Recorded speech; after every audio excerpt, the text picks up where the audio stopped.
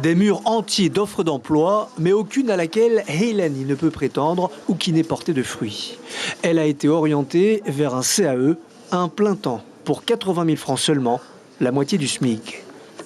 Je n'ai pas d'autre choix que de prendre un CAE pour l'instant.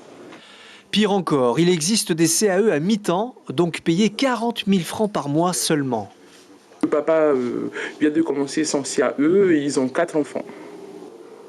Et la maman ne travaille pas? La maman ne travaille pas. Ils étaient très déçus par rapport à ce qu'on leur avait promis initialement, mais ils n'ont pas le choix. Du coup, voilà, ils ont accepté parce qu'il n'y a rien d'autre. Au CEFI, nombreux sont les employeurs à déposer des demandes de CAE. Ils se disent désolés de ne pouvoir proposer mieux, mais satisfaits d'aider plusieurs familles.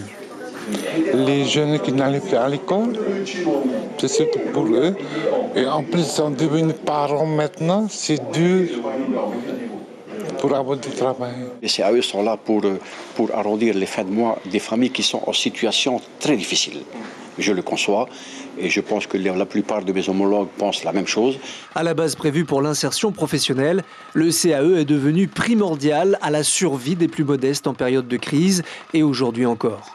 On continue effectivement à lancer des CAE pour justement ces demandeurs d'emploi, pour augmenter leur employabilité et leur permettre après de trouver un emploi pérenne.